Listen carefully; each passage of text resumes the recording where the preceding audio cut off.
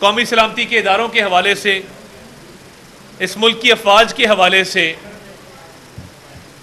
اور آپ اس ملک کے امن کے لیے ایک خطرہ پیدا کرتے ہیں، اس ملک کی سلامتی کے لیے خطرہ پیدا کرتے ہیں۔ جب آپ کا دل کرتا ہے آپ IMF کو خط لکھ دیتے ہیں اور ملک کو ڈیفالٹ کرنے کی کوشش کرتے ہیں۔ جب آپ کا دل کرتا ہے آپ سائفر لہراتے ہیں اور ملک کی فورن پالیسی کو خراب کرنے کی کوشش کرتے ہیں اور ملک کے تعلقات دوسرے ممالک کے ساتھ ان کو خراب کرنے کی کوشش کرتے ہیں اور جھوٹا بیانیہ گھڑتے ہیں، اور آپ کی پوری دنیا نے وہ آواز سنی جب آپ نے یہ کہا کہ ہم نے اس کے ساتھ کھیلنا ہے، اس کے ساتھ کھلواڑ کرنا ہے، سائفر کے ساتھ اس کو سیاسی مقاصد کے لیے استعمال کرنا ہے۔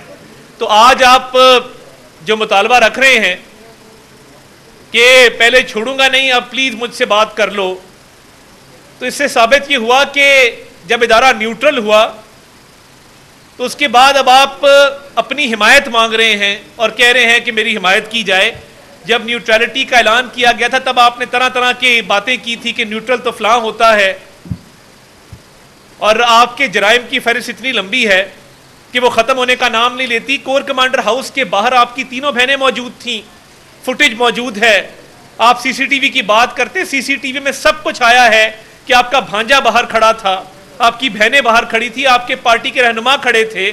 آپ کی پارٹی نے باقاعدہ طور پہ ایک اجلاس کیا جس میں شفقت محمود صاحب نے اور شمسام بخاری صاحب نے اختلاف رائے کیا کہ ہم نے کور کمانڈر ہاؤس نہیں جانا، ہم نے فوجی تنصیبات پہ حملے نہیں کرنے، ہم نے چاگی کا پہاڑ نہیں جلانا، ہم نے کیپٹن کرنل شیر خان کے مجسمے کو مسمار نہیں کرنا، ہم نے شہداء کی یادگاروں کے ساتھ بے حرمتی نہیں کرنی۔ مگر آپ کی پارٹی کے لوگ یہ کہتے رہے کہ خان نہیں تو پاکستان نہیں، اپنے اپنے اہداف پر پہنچو، حملہ کرو، جلاؤ گھراؤ کرو، اور یہ سیاست میں آپ کا وتیرہ رہا ہے۔ وہ پی ٹی وی کا حملہ ہو، وہ ایس ایس پی عصمت اللہ جنیجو پر آپ نے حملہ کیا، آپ نے آگ لگائی، قبریں کھودی، اسی پارلیمنٹ کے گیٹ کو توڑا۔ تو آج جو آپ کہہ رہے ہیں کہ نمائندہ مقرر کیا جائے آپ سے بات چیت کرنے کے لیے، آپ کی سمجھ نہیں آتی ہے کہ کبھی گریبان پکڑ لیتے ہیں، کبھی پیر پکڑ لیتے ہیں، یہ یکدم سفر کیسے طے ہوتا ہے؟ اور دیکھیے اس ملک کی سلامتی کے اوپر کوئی کمپرومائز نہیں ہے۔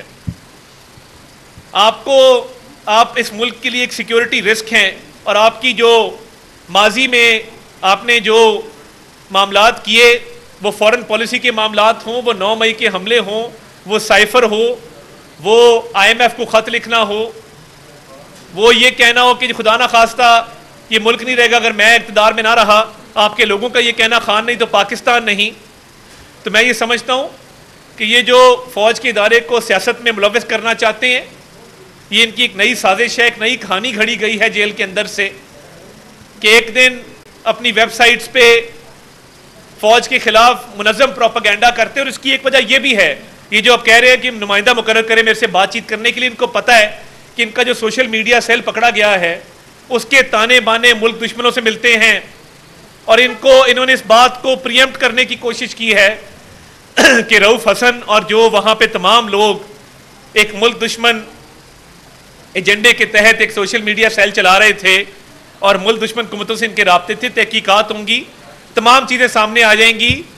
ان کو پتہ ہے کہ وہاں پہ جن قوتوں سے ان کے رابطے تھے، اور یہ ان رابطوں کے ذریعے ملک دشمن پالیسیاں بنا رہے تھے، سوشل میڈیا کے اوپر ملک کے امن سلامتی کو نقصان پہنچانا چاہ رہے تھے۔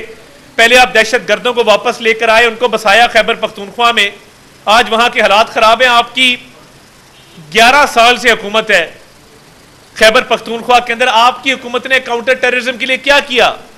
نیشنل ایکشن پلان کے ذریعے کیا کیا؟ کاؤنٹر ٹیررزم ڈپارٹمنٹ کیوں نہیں کھڑا کیا؟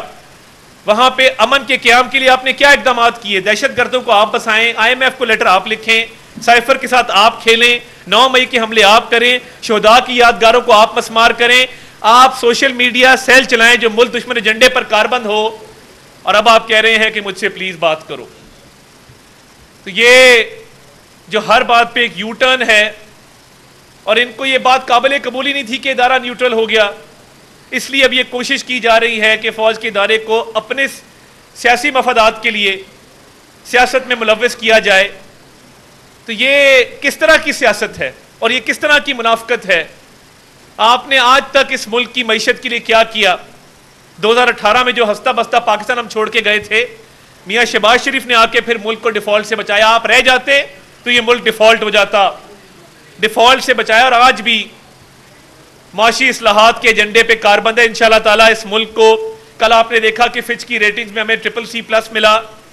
کل پالیسی ریٹ کم ہوا ہے. معیشت کے حوالے سے اچھی خبریں آنا شروع ہوئی ہیں. آپ کی جو ایکسپورٹس ہیں ان میں $3 ارب کا اضافہ ہوا ہے, $3 ارب کا.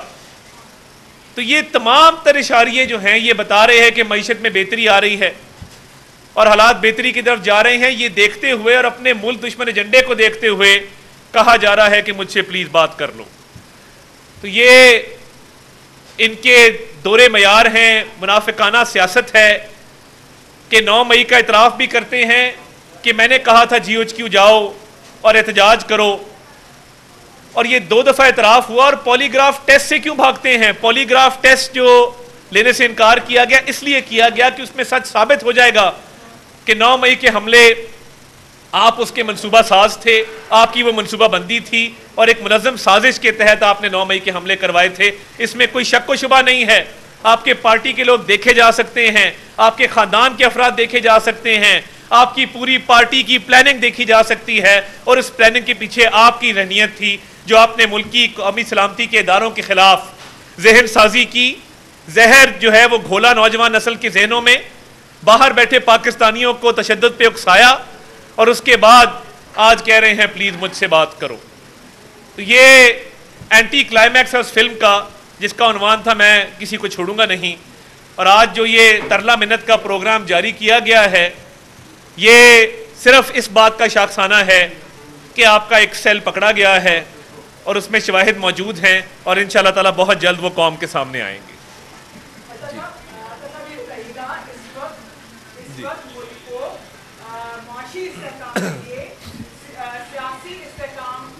بہت اچھا سوال ہے, بہت اچھا سوال ہے, بہت اچھا سوال ہے. جس دن سے عمران خان صاحب بانی چیئرمین PTI جیل گئے ہیں سٹاک مارکیٹ اوپر چلی گئی ہے, کیونکہ ان کے ساتھ نیگیٹو سینٹیمنٹ ایسوسیٹڈ ہے.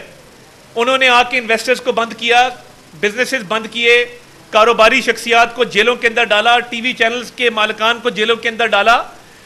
بزنس سینٹیمنٹ جو ہے وہ اوبر کے سامنے آیا ہے جب سے یہ جیل کے اندر ہیں.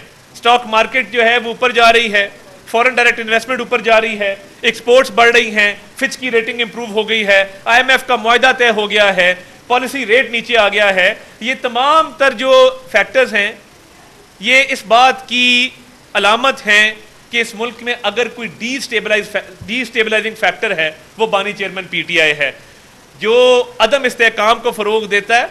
اس کے ہوتے ہوئے سیاست کے اندر اور عملی میدان کے اندر استحکام نہیں آ سکتا. وہ نکلا ہے تو ملک کے اندر استحکام آ رہا ہے.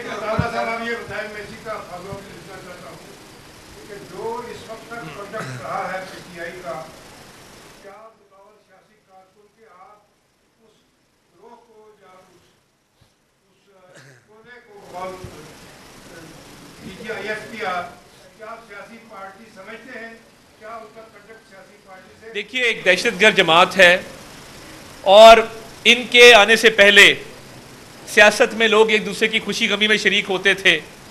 لوگ سیاست کو سیاسی مخالفت کے طور پہ لیتے تھے. انہوں نے سیاسی مخالفت کو دشمنی میں تبدیل کروایا, اور یہ جو طرز عمل ہے کہ آپ گالم گلوچ کی سیاست کریں, خواتین کی تضحیک کریں, بلڈنگوں کو آگ لگا دیں, دھمکی آمیز رویہ اختیار کریں, کسی کی عزت نہ چھوڑیں, ہر کسی کی عزت کو تار تار کرنے کا آپ نے جو ہے وہ مشن بنایا ہوا ہے. تو یہ ایک دہشت گرد جماعت ہے, اور اس کو اسی لیے TTPTI کہتے ہیں, تحریک طالبان پاکستان تحریک انصاف کہتے ہیں TTPTI. یہ جو TTPTI ہے یہ طالبان کو اسی لیے واپس لے کر آئی ہے, اور اسی لیے شہداء کا مذاق اڑاتی ہے, کیونکہ ان کو پاکستان کی سالمیت سے کوئی غرض نہیں ہے, اس ملک کی ترقی سے کوئی غرض نہیں ہے, اس ملک کی عوام سے کوئی غرض نہیں ہے. جھوٹے بیانیے بناؤ, ملک کے خلاف سازشیں کرو, اپنے آپ کو ہیرو ڈکلیئر کرو, اور اس کے بعد کہو جی پلیز میرے سے کوئی بات کر لیں.